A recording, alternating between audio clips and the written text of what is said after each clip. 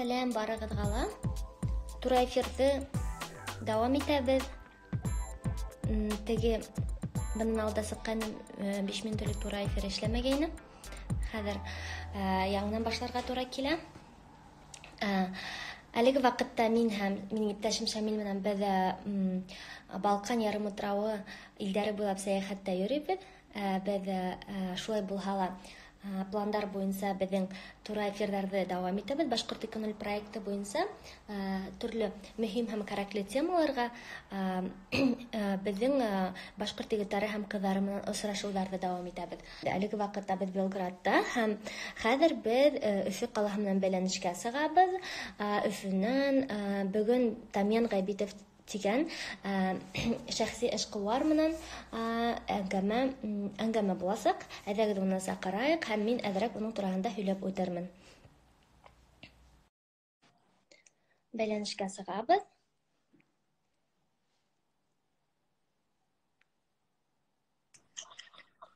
Сәлам, Гөлзира. Тамян, сәлам. Яҡшы ишетелә? Һин ишетәһеңме мине? Эйе. Әйҙә, экранды борайыҡ. Сөнки аҙаҡтан видео итеп эшләһәк, шулай уңайлыраҡ була. Тамян, сәлам. Мин Тамян менән нисек таныштым, шуны турала һөйләп үтәйем. 2017 йылдың декабрь айында мин Санкт-Петербургтан Уфа форум тигән сараға килдем һәм унда спикер булараҡ сығыш яһағайным. Башҡорт экономик проекты тураһында һәм үҙ эшеңә табан, үҙ бизнесыңа табан 5 аҙым тигән мин темаға һөйләгәйнем. Һәм һуңынан мине унда Умарта проекттар конкурсында жюри итеп саҡырҙылар һәм унда төрлө ҡыҙыҡлы проекттар булғайны. Шул проекттарҙың еңеүсеһе Тамян Ғәбитов булды. Тамян да үҙенең флетшеринг исемле проекты менән сығыш яһағайны һәм флетшеринг ул ваҡытта бәлки мин дә беренсе тапҡыр флетшеринг тураһында ишеткәнмендер. Сөнки быға хәтлем каршерингты ишеткәнем бар ине һәм күптәр ҙә белә бит инде. Флетшеринг, тимәк, йорттарҙы арендаға биреү тураһында ишетелгәне юҡ ине. Баҡтиһәң, Тамян ул гимназист минең һымаҡ, ул да Рәми Ғарипов исемендәге беренсе Башҡорт Республика гимназияһын тамамлаған һәм шулай уҡ актив, үҙем тормош алып барған, президент булған, шулай бит. Шуға күрә, әлбиттә, беҙҙең темалар, әлбиттә, Тамян, бөтә гимназистар бер-береһенә туған һымаҡ бит инде. Шуға күрә мин шул Тамян менән аралашып киттем. Һәм хәҙерге ваҡытта Тамяндың проекттары флетшеринг генә түгел, уның башҡа проекттары ла бар. Һәм үҙенең проекттарына Тамян актив рәүештә инвестициялар йәлеп итә. Шулай бит? Миңә шуға бөгөнгө тема ул мына һинең ошо инвестициялар тураһында буласаҡ һәм иң тәүҙә үҙеңдең башҡа проекттарың тураһында һәм ғөмүмән үҙең тураһында таныштырып кит үҙең менән. Рәхмәт, Эльвира, саҡырғаның өсөн. Ғөмүмән, инвестициялар күп, инвестициялар тураһында һүҙ киткәс, һуңғы ваҡытта бөтәһе лә, Рәсәйҙә, ғөмүмән алғанда, бөтәһе лә инвестицияларға яңы ғына бәрелеп ята тип әйтәйек. Яңы ғына бөтәһе лә аңлай башланылар. Нимә ул инвестиция, нисек ул улайтып вообще можно было что ли тип теге. Һәм мин, наверное, Башҡортостанда йәштәр араһында беренселәрҙән булып, кем был тема менән ҡыҙыҡһына башланы һәм мин әйтмәйем теге мин самый знаток инвестиция тип, әммә ләкин хәҙерге ваҡытта булған минән ҙурыраҡ булған ағай, апайҙар, теге эшҡыуарҙар минән килеп кәңәш һорайҙар, нисек мына ошо ситуацияны нисек хәл итергә, был ситуацияны нисек хәл итергә инвестиция тураһында. Шулай вот. Ҡыҫҡа ғына үҙем тураһында бер-ике һүҙ әйтеп киткәндә, миңә 24 йәш. Беренсе, ғөмүмән, эшҡыуарлыҡ менән мин 19 йәштән шөғөлләнәм, тип әйткәндә була. Быға хәтлем 3 йыл, беренсе 3 йылын ул ошибкалар, яңылышыуҙар булһа, ҡалған 2 йылын байтаҡ ҡына эшләргә өйрәндем тип әйткәндә була.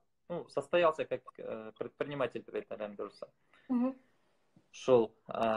Хәҙер флетшеринг проекты ул безнең проект айтылып дип атала инде башта. Хәзер ул ике проектка бүленде. Береһе Flatsharing дип атала, икенчесе Швейцар онлайн. То есть икәүһе лә бер ютыкта эшләй, әмма икәүһе ике төрле проект дип бүлдек һәм был проектларга ла без әле лә булһа инвестициялар кабул итәбез.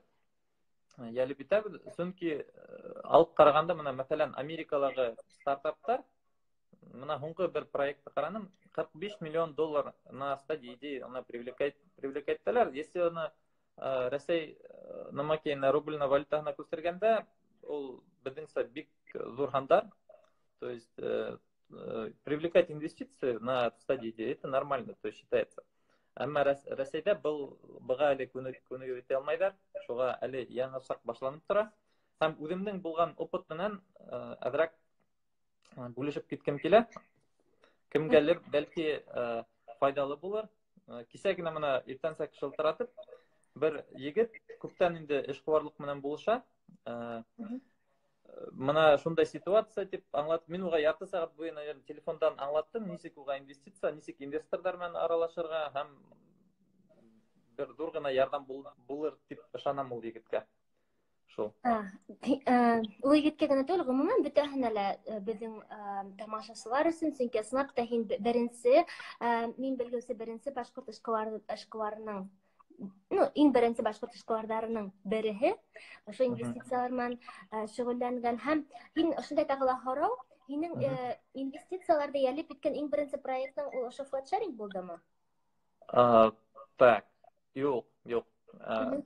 Мин ничек дип әйтәм, инвестиция дип атамасам да, мин аны аңлама, ничек дип, интуитивно бер иң беренче проект минең булды ул ЕГЭ центр онлайн, да, то есть мин беренче курста ЕГЭ центр, беренче курста мин репетитор булып эшләй башланым, икенче курста һәйбәт кенә студентка карата һәйбәт кенә акча эшләй башланым, өченче курста мин үземнең ЕГЭ центр асырга булдым. Һәм буның өчен мин 20 мең акча алып тордым. В общем, кешеләрдән шул, наверное, беренче инвестиция булган. Без ул акчаны, конечно, беренче стартап ул так себе. Онда шулай тәҗрибә бит инде ул. Тәҗрибәне шул бәләкәй стартаптан башлана. Менә шул беренче, наверное, инвестиция ул минең 20 мең, шул тапкан 20 мең булды. Аңлашылды. Артабан инде проект. Артабан төрле проектлар менән шөгыльләндем. Ничек дип әйтәм, анда төрле бәләкәй проектлар менән шөгыльләндем, аларны һөйләп тормыйм. Ниндәй бер проект акча эшләргә өйрәндем дип әйтсәм, шул проект менән ул да булһа агайым менән Заборы Уфа дигән компания эшләр. Ул уның компанияһына мин унда партнер буларак килдем. Һәм без бөтә булган акчаны тигез итеп икегә бүлеп эшләй башланык. Унда ысында миңа булган, то есть ул акчалар миңа зур күренә инде. То есть унда уже больше 100 тысяч китте, 100 меңдән артык акчалар китте. Һәм был миңа 23 яшемдә микән, зур акча күренә инде. Шул проектта мин акча эшләргә өйрәндем дип хатырга һәм ничек гомумән проектларда алып барырга икәнен аңланым, өйрәндем. Так, монда язалар, Эльвира, һин карап барамы? Мин укып өлгермәйм. Юк, язмаганда присоединялись. Һораударыгыз булһа языгыз, чөнки башкорт экономик проектында гомумән бындай инвестициялар темаһын күтәрүче кешеләр әлегә булманы. Шуңа күрә тема бик кызык. Шуңа һораударыгыз булһа, шәхси эшкуарлык темаһына, бизнес темаһына һораударыгыз булһа языгыз. Так, гомумән инвестицияларга килгәндә, без бит инде был вакытта специально алдык, чтобы кешеләр азак утырып листайтып караганда, шуга хәзер кемдер ошо вакытка хәттем караган, дальше мотать итмәгез, потому что дальше уже конкретно инвестициялар турында уйласак. Так, гомумән беренчедән башлаганда ул виды инвестиций, то есть инвестицияларда ничек кабул итәргә була. Менің металда, менің ол iFlat проекты ол на стадии идея ғынайны, то есть ол еще полноценный бизнес болып эшләмәйні. Шуға мен кеше взаймы ақса алу деген займы деген нуманы вообще қараманым, чөнки бізге надо было продать долю от идеи и как-то на эти деньги начать стартовать. Шуға первый вид инвестиций была в долю. То есть компания регистрируется, и от этой компании какая-то доля отходит инвестору. Вот. В данном случае біздің проекта 15% у инвестордікі за миллион рублей. То есть біздің ғұмумен алғанда где-то 2 миллиондан ашу ақса еліп етілді бұл проекттарға. Түрлі яңылышулар арқасында біз вынуждены еще дальше привлекать инвестиции. Айтамса, Америкала это нормальное дело. Дәл Рәсәйдә касандыр ул гадәти күренешкә әйләнеп дип уйлайм. То есть 15% ул бер кешенең бер инвестор, шулай или онда бер нисә кеше мәһәдән компания? Біздің бит несколько компаний. То есть именно основной флотшеринг-то это вот 15% ул біздің инвесторлар бер кешенеке. Банан башка Швейцар онлайн деген проектта анда біз на самом деле чуть-чуть раздробили. Біз аны Мәскәүгә, Питерга, Уфага бүлдек. Өфенән дә әдрәк.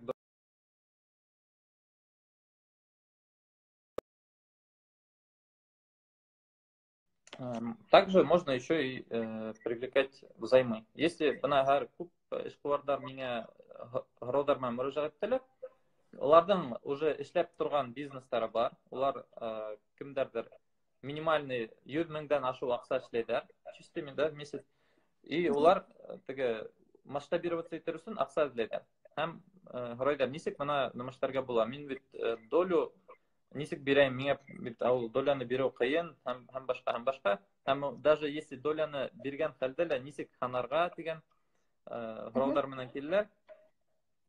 Кемдердің бизнестары бар, мен оларға ғұмумен уже эшләп торган бизнестары бар, оларға доляны хатырға ашықмаққа кәңәш беремін.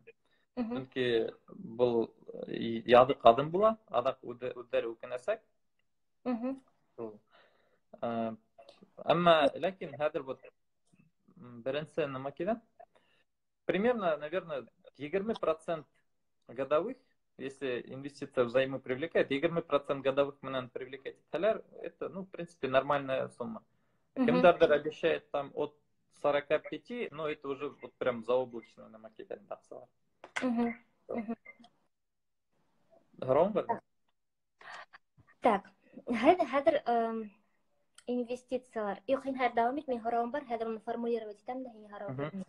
В общем, то есть мин айтып тунса, мин үземдә нык белгес дип әйтмәйм. Миннән дә һәйбәтрәк белгән агайдар апайдар бар. Әмма ләкин минең тәҗрибәмдә кемдергәлер металл булыр дип ышанам. Ул әле ике вид инвестиция, это в долю и взаймы. Караңыз, хәзер инвесторлар нык бер минең бер ядык адым булды, бер яңлышуым булды. Мин башта инвесторларны бүлмәйінсә, һәр берһе менән эш башлай, эш башларга дәринем. Инвестор дип килһә, мин куш куллап әйдә эшләйм. Һәм төрле генә кешеләр менән эшләргә туры килде.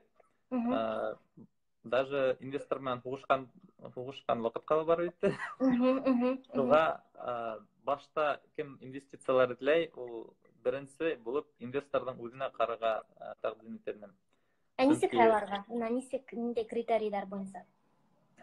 Беренчедән, теге нисек дип әйтәм. Үз кешең дип, менә без ысында башкорт агай дип намаштанык. Бу яңлыш адым булган. Ул монда нацияга карамай, милләтенә карамай, үз кешенең үзенә карар кирәк. Әгәр дә ул моны нисек дип әйтәйек. Вообще договорга карап инде. Нисек уйлаша? Мәсәлән, әгәр ул моны мин һезгә егеттер акча бирәм, һәм моны ярты елдан һез миңа акчаны кире кайтармасагыз, һезгә там, угрожать, явное дело, что с этим человеком не надо работать. И инвестор менән эшләгәндә непосредственно договор намаштар кирәк. Договор даже если нык ышанган хәлдә инвестор менән договор төзергә кирәк. А моны ничек айырыга яхшы инвестор, насар инвестор? Ну, белмәйм, ул, наверное, тәҗрибә менән киләсәк, потому Һәм что интуиция. интуиция менән.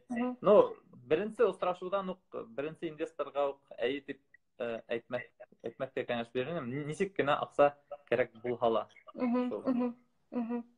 Димәк, һинең иң беренче инвестициялар алдан ук шул килешү буенча булдымы, договор буенча булдымы? Юк, мин моны үземнең Хата әйтәм. тәҗрибә. Хата шул булды. Без беренче инвестор менән как раз шул Уфа форумдан һуң булды. Уфа форумда миңа инвестор килделәр. Вот минең шулай бизнесым бар, ул чуть-чуть в другой сфере эшләйме. Давай мин һиңа инвестор булырга бир дине. Һәм без шунда ук канымын һөйләштек тә, бер-ике аннан уже офисында күсеп, ну, в общем, эш башланып, бер ниндәй договорда төземәнек, бер ниндәй вообще бер ниндәй кагыйдәләрдә нимәштәмәнек, кул куйманык, эшләй башланык, ул акчаһын түләне башта, адак акчаһын, ну, то есть без по долям договорились,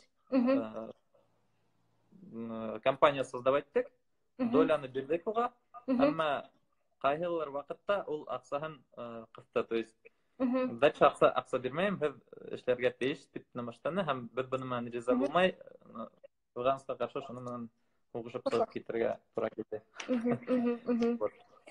Әлбиттә, тәҗрибә, унда тәҗрибә һиңа киләсәктә уяурак булырга ярдәм итә бит инде, шулай да. Әлбиттә. Хәзерге димәк, менә һин шәхси төрле кешеләрдән инвестициялар ялеп итәһең, шулай да дәүләттән һәм башка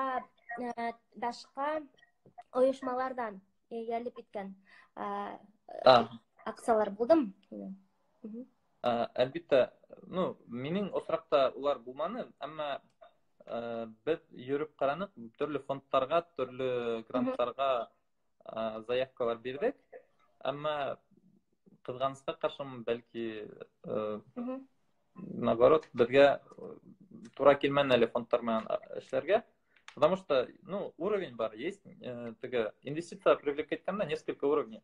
Первый уровень это дуслар, гаилә, якындар дигән, английский әйткәнчә 3F диләр бит. Fools, friends and family. То есть дуслар, гаилә һәм, ну, те дураки, которых тебя поверили. Вот. Ул беренче круг. Ул кругта үтер кирәк, иң беренче акча инвестициялар эзләгәндә шул кругтан акча эзләйм. Второй круг это вот бизнес-ангелы. Алар Россия, пока бизнес-ангелы считается где-то вот от миллиона рублей. Если до миллиона, это вот можно стар, галя, македан аларга. Бизнес-ангелдар башана уже миллиондан, ну, 1 миллион примерно масштаб. Ну, может и до 100 миллионов. То есть Москвада, конечно, разговаривали с бизнес-ангелами, алар 70 миллион берега азертарда. Вот. То есть от миллиона до 100 миллионов это бизнес-ангелы. Üçüncü уровень как раз таки вот этот фонды, төрле организациялар, уларга әле бит сында әйткәндә барып итмәнек. Но онда уже такие большие деньги, онда нык сложный намакейник авыр процесстар. То есть онда инвестициялар кабул итер алдыннан бер ярты ел гына һинең компанияңды по полочкам разбирает, изучает только после этого. Поэтому пока мы работаем с бизнес-ангелами. Аңлашылды. Һеҙҙең бизнес-ангелдарығыҙ күбәнсә инде ҡалаларҙа, Рәсәйҙең инде ҡалаларынан? Ғөмүмән, беҙ нисек дип әйтәм, мин база, инвесторҙарҙың базаһын йыйғанда ярты йыл буйы бер компанияға бушлай эшләнем. То есть инвестиция привлекать итергә өйрәнер өсөн ярты йыл буйы бер компанияға бушлай инвесторлар эҙләнем. Һәм был эҙләнеүҙәр мине Мәскәү ҡалаһындағы Москва-Сити башняларында, беҙ как раз таки вот һөйләшеп ултырҙык. 70 миллион тураһында һүҙ бара ине, миңә унда 21 йәш, үҙем даже уйлай алмайым, то есть не мог представить, сколько это 70 миллионов, в итоге речь шла об этом. Вот, шуға минең күп инвесторлар ул Мәскәүдән карап баралар. Әмма безнең вот шул хәзерге эшләгән крупный инвестор, который ул Уфанан. Әмма киләсәктә вот бер ул один из крупных застройщик Уфалала, ну, гомумән бөтә Россия буйлап аның строительная компания эшләй. Һәм ну, төрле инвесторлар менән. В основном это Мәскәүдәкеләр хәзер и вот Уфалар. Потому что Мәскәүдә теге акса нема кирәк бит. Остарак шуга анда намного легче привлекать инвестиции. То есть, если скажешь миллион сум дип әйтсәң, онда как-то более легче относятся к этому. А Уфала ул миллион, ул миллион. Все-таки кыйбатрак. Шулай. Шу, так. Икенче берәү язылган. Электрик. Ну, Харау түгел. Ага. Ну, башлай. Ну, в общем, кемдердің опыттары бар, тоже ядыгыз. Ниндей опыттар булган, инвесторлар менен разберем. Икенче лайфхак дип әйтәм, ниндейдер бер үзенә күрә ошибканы намаштаным. Это то, что бездә вот Россиядә менталитет шулайрак. Акса алгаң, һиңа аны мотлак кайтарып кирәк. То есть, ну, это и правильно, то есть син аксаны алгас, аны кайтарга тиеш. Әмма инвесторлар менән эшләгәндә бер ниндәй гарантия булмаска тиеш. То есть инвестор аксаһын бирә. Ну, допустим, бер инвестор бар, у которого есть миллион, и он этот миллион может положить в банк. То есть банка апарып кала, где-то бер 10%, 12% годовых анага обеспечено, и ул аксаны югалтмаясак. Әмма инвестор, әгәр ул берәй компанияга һала икән ул аксаһын, уга, естественно, процент годовых күбрәк була. Мин әйтүемчә, 18-20% годовых намыштаһалар. Әмма шул вакытта уның гарантияһы югала, ул аксаһын югалтырга может. Ул уны аңларга тиеш. Һәм яңы акса ялып киткән эшкуарлар үзләренең машинаһымы, өйеме, бөйрөнме бирәм дип вәгъдә итмәскә тиеш. Чөнки дөнья хәлен белеп булмай, проект может бер-ике ел һәйбәт эшләргә лә, адак эшләмәскә, шуга югалдымы? Хәзер бар. В общем, гарантия булмаска тиеш, әгәр инвестор һиңа акса бирә икән, эш бер елдан һуң килеп сыкмай икән, мәсәлән, берәү дә беркемгә лә акса бирергә кайтарга тиеш түгел. Был пункт, наверное, договорда мотлак рәвештә жирными язылырга тиеш. Шуга шул беренче миңа асыш булды дип әйтәм. Шул. Икенчедән, монда үземә язып алганым. Инвестор ул другой мир, то есть без инвестор дигәндә мин башта уйлап торган, кайда яшиләр икән ул инвесторлар, кайда уларны табырга икән. Ну, то есть думал, что айрым бер ил бар, инвесторлар яшәгән генә мир бар, һәм шул мирга ничектер барып эләгергә. На самом деле улай түгел. Инвесторлар бездән эргә терәлә, әгәр һинең проект кызыклы икән, әгәр һинең проектты үзең күрһәтә белән икән, инвесторлар үзләре табыласак. Минең мисалда, мәсәлән, без башта инвесторларны төрле мероприятияларда, төрле спич-сессияларда эзләһәм. Һуңнан бөтә кыюлыгымды йыйып алып, мин үземнең проект турында социальный сетьләрдә яза башладым. В частности, Instagram в основном. И Instagram на самом деле это мощный инструмент в плане привлечения инвестиций. Бөтә инвестор, ну, безнең ничек дип әйтәм, хәзерге уровеньда мышление йөрткән инвесторлар бөтәһе Instagramда. Шуга Instagramда ултырмаһа, аның якындары, Instagramда ултырган якындары уга ул хәбәрне иткерә. Шуга беренчедән ул социаль сетьләрдә кем инвестициялар эзләй, асык итеп социаль сетьләрдә язарга. Шул.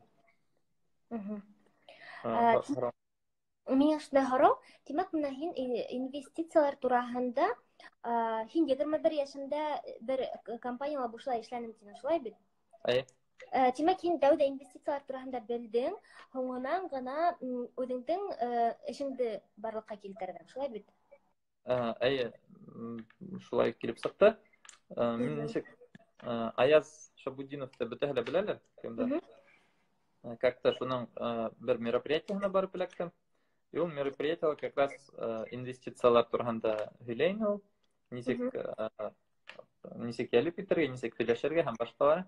Мин ул мероприятиенан һуң кайттым да, ну, белмәйм, как-то совпало, шул компанияның основателе тоже миңа предложил, вот син инвестициялар тапһаң, вот мы с тобой так договоримся. Миңа ул условиялар оҡшаны һәм мин уға инвестициялар эҙләй башладым. То есть минең үҙемдең ниндәйҙер эш булдырыу дигән фекер ул ваҡытта юҡ ине.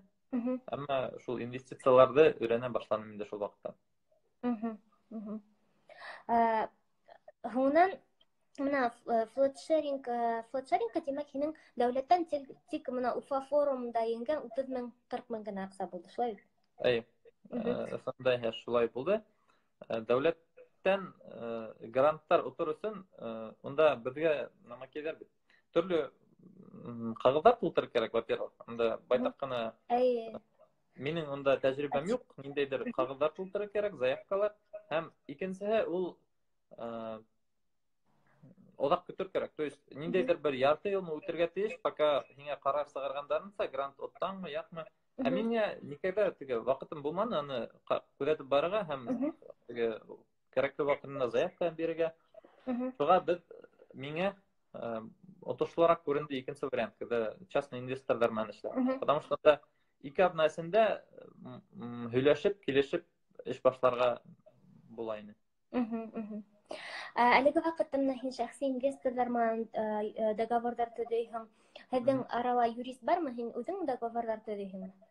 Юҡ, договорҙар төҙөр өсөн мотлаҡ юристты йәлеп итә, сөнки мин белмәйем, ниндәйҙер бер правила алдым үҙемә, ниндәйҙер бер девиз, кредо тип әйтәйекме, нанимать профессионал. То есть, если мин ниндәйҙер бер өлкәлә үҙем профессионал түгелмен икән, мин ул өлкәләге профессионалдарҙы йәлеп итәм эшкә.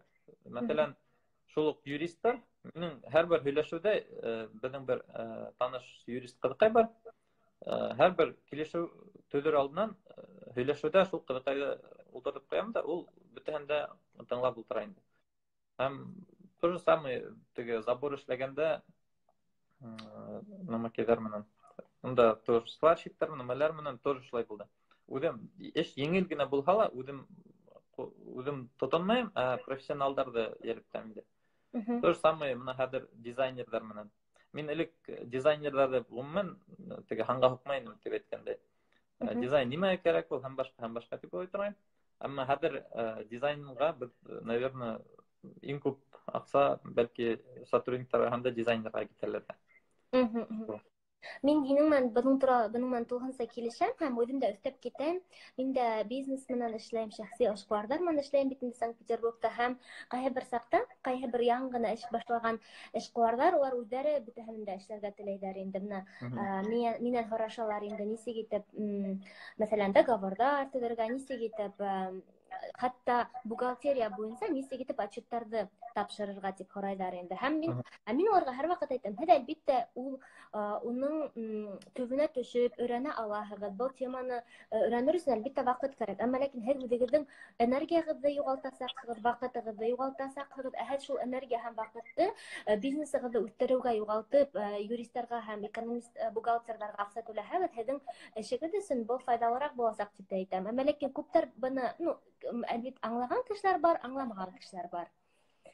Әлбиттә. Башта бөтәһе лә шулай итә инде. Башта мин дә договорҙарҙы үҙем төҙөп маташтым. Төнө буйы ултыра торғайным шул договорҙар, закондарҙы изучать.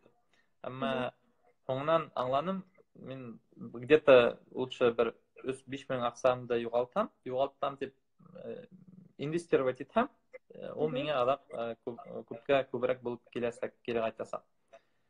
Шулай килеш. Вот как договариваться именно вот инвесторҙар менән. Кисә генә шул уҡ егеткә кәңәш биргәндә, ярты сәғәт буйы.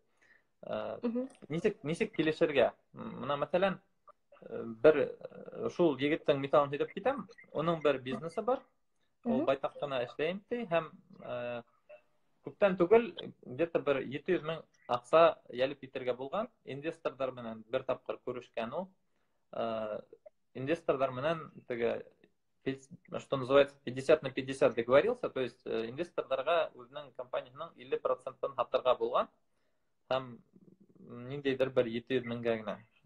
Һәм һөйләшкәндән һуң ул 40-ка үзенең фикерен үзгәртте, чөнки ул әйтеп һөйләшү уга ул, бармас иде. Чөнки аның стартап түгел, яңа башланган бизнес түгел, ә уже байтак кына эшләп килгән бизнес. Шуңа нисек килешергә? Беренчедән, әйтеп үтәмсә, ике сул бар. Әгәр һеҙҙең бизнес эшләп килгән, әгәр стартап икән. Әгәр һеҙҙең эшләп килгән бизнес икән, анда стараться лучше в долю не привлекать, а привлекать взаймы. То же самое 1 миллионды алагыҙ икән, әйтәгеҙ, где-то условно 20% годовых, то есть бер йылдан мин һеҙгә 1,2 миллион тип кире ҡайтарам. Әгәр эш барһа, то есть если әгәр эш килеп сыҡмай икән, ғәфү ит, һин үҙеңдең аҡсаң менән рисковал, мин үҙемнең ваҡытым менән. Шуға берәү дә бер кемгә лә бер нимә лә тейеш түгел. Шул. Ул беренсе момент. Икенсе момент, четко прописать надо, какие обязанности. То есть инвесторда алганда, больше говорим сейчас про инвестиции деньгами, ведь, то есть акса менән инвестициялар эшләгән. Если инвесторга килгәндә, ул ниндәйҙер роль үҙенең компанияһында үтә икән, то есть шул компаниялар аны язып үтәргә кәрәк. То есть ни в коем случае ул роль руководящего, то есть ул инвестор, руководитель проекта булып китергә тейеш түгел, иначе вся команда тарҡаласаҡ, бөтә команда. Он может быть как максимум советник. То есть мин инвесторҙарҙы стараюсь брать как советник. Даже если ул аҡсаһын әҙ генә намашта икән, мына хәҙер бер застройщик менән һөйләшеп алып барабыҙ. Аның Рәсәй буйлап әллә нисә 14 регионда строительная компания эшләй. То есть вот Уфала ул застраивает энтузиастов бер нәмәкәй. В общем, крупный инвестор. Меня хочу привлечь как инвестора не сколько из-за денег, а сколько из-за того, что аның опыт бар. И былай ҡарағанда, аҡсаға ҡарағанда ул үҙенең кәңәштәре менән күпкә файдалыраҡ булыр икәнен беләм. Шуға вот. Был һинең бөтәһе лә флотшеринг проекты буйынсамы, ошо инвестициялар, или тағы ла Швейцар онлайн буйынсамы? Был инвестицияларда мин Швейцар онлайн. То есть флотшеринг дигән проектты беҙ әлегә туҡтатып торҙоҡ, сөнки оҙаҡ ҡына эҙләнеүҙәр, оҙаҡ ҡына яңылышыуҙарҙан һуң беҙ шулай фекергә килдек. Беҙ бит башта икәүендә бер проект итеп продвигать итәйнек. Һуңынан аңлап ҡалдыҡ, беҙҙең проектты былай ғына индереп булмаясаҡ, сөнки, мәҫәлән, флотшеринг ул бит мобильное приложение. Ул мобильное приложение аша йортто ҡуртымға алыу өсөн Уфа буйлап, мәҫәлән, как минимум 100 квартирала ул беҙҙең йоҙаҡтар торға тейеш. Ә беҙҙең йоҙаҡтар юҡ, шуға иң беренсе беҙ йоҙаҡтар менән тәьмин итер өсөн шул проект икегә бүлдек. Швейцар онлайн как раз таки занимается тем, что он поставляет вот эти замки, устанавливает замки, и иң беренсе шул Швейцар онлайн дей барып, һуңынан флотшеринг дей барһаң, ул стратегически более верное решение дип уйлайбыҙ инде. Аңлашылды. Әлеге ваҡытта һеҙҙең инвестор булырға теләүселәр Швейцар онлайн проекты буйынса һеҙгә мөрәжәғәт итә алалар. Эйе, һәм беҙ әйтәм бит, флотшерингка беҙ ҙур инвесторҙар менән һөйләшәбеҙ. То есть это как минимум 1 миллион. То есть минимальный порог входа 1 миллиондан, әгәр ул 5-10 миллион тәҡдим итә икән, беҙ аны менән флотшеринг тураһында ла һүҙ алып барырға мөмкин. Аңлашылды, һин юғалаһың, эйе. Юғалам, миңә шылтыраталар, шуға юғалам да юғалам. Кемдәрҙең унда меньше миллиона, то біз алар менен Швейцар онлайн турында худ алып барабыз. Аңлашылды. Сохраните, пожалуйста, эфир типианалар. Біз әлбетте мотлак хаклаясакбыз. Бик кызык темага һөйләшеп алып барабыз. Тагы ла һинең Миңа мында шылтыратар, шуға миңа, наверное, намакега калдырматтар ул. Одак һөйләшеп булмас, наверное. Но, әгәр, нимә дип әйткем килә, әгәр һораудар булһа, Эльвира, һиңә ятындар да, ниндәйдер бер намаке калдырабыз, стористамы, был һораударга җаваптар бирергә тырышырмын. Әмма ләкин теге ниндәйдер бер ярты сәгатьлек прямой эфирда бөтә инвестициялар турында һүзнем йөрү бөтәһен дә аңлатып бетеп булмай. Әмма ләкин основной моменттарын әйтеп үттем дип ышанам. Хәзер мин Башкорт эконом проектының битендә һинең һүрәтең менән без һораудар өчен пост язырбыз. Бөтә һораударыгызны зинһар шунда калдырыгыз, сезгә Тамиян җавап бирер. Бик кызыклы һәм файдалы темага ул бүген һөйләне. Мин уйлыйм, тагы ла бу һөйләшүне без дәвам итербез. Әлеге вакытта 40 минут эчендә бәлки һөйләшүне тәмамлайык һәм шуңа зур рәхмәт әйтәм, Тамиян. Сынапта бик файдалы булды. Күптәрде шулай итеп кәңәшләреңде биреп торганы өчен дә зур рәхмәт. Шундай алдынгы артабанда башкорт эшкуары булып калып, һинең ошо бөтә проектларыңдың да үсешеп китүен теләйм һәм миңа әлбәттә һинең проектларың минең өчен бик кызыклы, дөресен әйткәндә, һәм зур уңышлар теләйм миңа. Рәхмәт, Эльвира, сакырганың өчен һәм кемдер һораудан биргән, һораударын язасак, бөтәһенә дә рәхмәт. Мотлак рәвештә җавап бирергә тырышырмын. Рәхмәт. Ярай. Зур рәхмәт, Тамиян. Һау бул. Тамиян әле эшләй, уга шылтыраталар, шуңа күрә оҙаҡ һөйләшеп булманы. Беҙ уның менән 30-40 минут һөйләшергә тейеш инек һәм әлбиттә был ваҡыт эсендә Тамиян күп файдалы кәңәштәрен бирҙе. Шуға әгәр ҙә һеҙ һорауҙарығыҙҙы биреп өлгөрмәгәнһегеҙ икән, яҙырһығыҙ. Башҡорт эконом проектының битендә хәҙер Тамиян менән пост яҙасаҡмын һәм унда һеҙ үҙегеҙҙең һорауҙарығыҙҙы бирә алаһығыҙ. Әгәр ҙә һеҙгә һәм шулай уҡ яҙығыҙ, һеҙгә был темалар ҡыҙыҡмы? Сөнки, мәҫәлән, мин үҙем дә шәхси эшҡыуарҙар менән эшләйем һәм бизнес менән эшләйем. Мин дә үҙем ошо тема буйынса тағы ла тура эфирҙар үткәрә алабыҙ. Мәҫәлән, нисек итеп дәүләт инвестицияларын, дәүләт аҡсаларын, субсидияларҙы үҙеңдең эшеңә йәлеп итергә һәм башҡа шул темалар, әгәр ҙә ҡыҙыҡ булһа, беҙ тағы ла һөйләшеүҙәр үткәрә алабыҙ. Һәм һеҙгә бөтәгеҙгә лә рәхмәт. Ысынлап та был тема ҡыҙыҡ булғандыр тип уйлайым һәм файдалы, иң мөһиме файдалы булһын бөтәбеҙ өсөн дә. Шуға күрә ял көндәрендә лә был уйҙар менән һеҙ уйлап, күңелле итеп, ял итеп һәм бәлки башығыҙға берәй эш башлау тураһында уйҙар килер, йәки инвестицияларҙы ҡайҙан йәлеп итеү тураһында бәлки идеялар килер. Шуға ошо идеялар менән һеҙҙе ҡалдырабыҙ һәм һеҙгә күңелле ял көндәре теләйбеҙ. Бөтәгеҙгә лә һау булығыҙ. Пока-пока. Киләһе осрашҡанға тиклем.